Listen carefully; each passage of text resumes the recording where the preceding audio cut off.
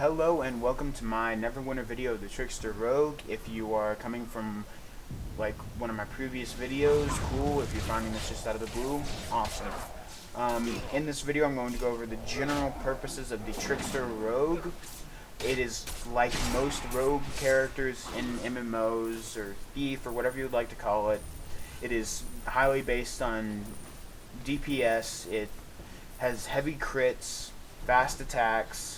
It has a stealth mechanic, although the stealth mechanic, which I'm going to get into, is very different than a lot of other games, and the general stealth mechanic that you think of, that's the battle initiation kind of stealth. Instead, the stealth is one that you use in combat a lot, and it's just, it acts almost like a confusion on the target. They can't attack you for a couple seconds, and it adds a modifier onto your abilities to make it do separate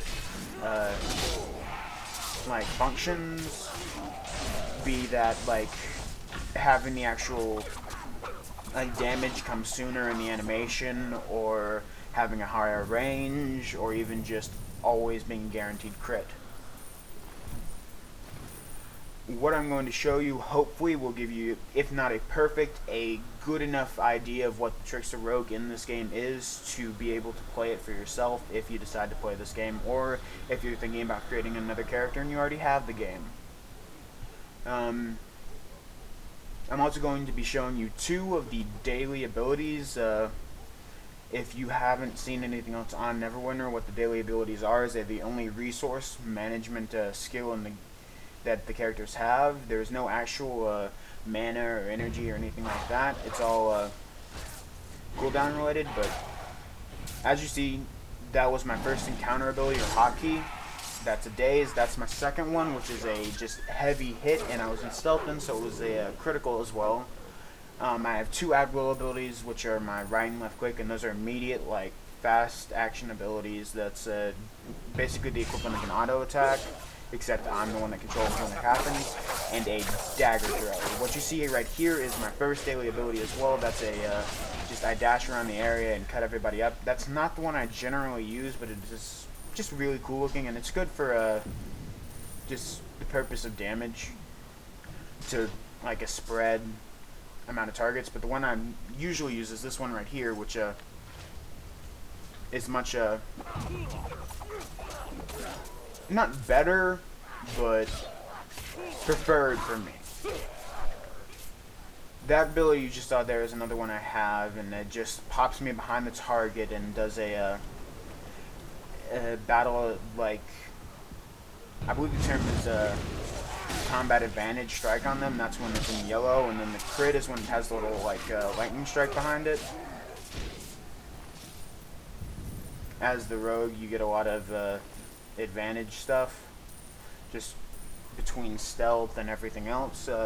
If you haven't seen some of the other videos, another main feature of this game, besides the fact that it doesn't have the resources like other games do, is the fact that you do not actually move yourself when you are attacking. Instead, it's a built-in mechanic of the animation. Like, if I want, and instead of like moving forward, if I wanted to get somebody, there's a lunge built into the first strike of the auto attack,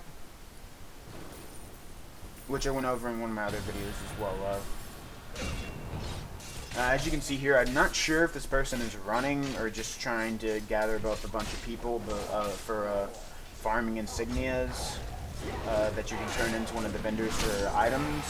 But either way, I pulled a couple off there to show you two things. One of which is that the rogue is very good at attacking multiple targets and dealing damage, despite the fact that it has limited AoE. And the fact that they are one of the squishier characters in the game. You really have to burn health pots a great deal if you want to play one. That you saw there was the dagger throw that I previously mentioned. It's my second at-will ability. It's the right click. I just about have enough attack points built up for the other daily power that I wanted to show y'all. So I'm just gonna find one other person around here. I believe there's like an ogre, just like a low-ish level, the equivalent of a character, but it's the equivalent of like an elite in other games. And yeah, it's right up there, the big guy. So in a second I'm gonna fight him and show you some of that particular ability. I'm just gotta get rid of this Beastmaster really quickly. I just pulled a couple more people, so I'll get there in a second.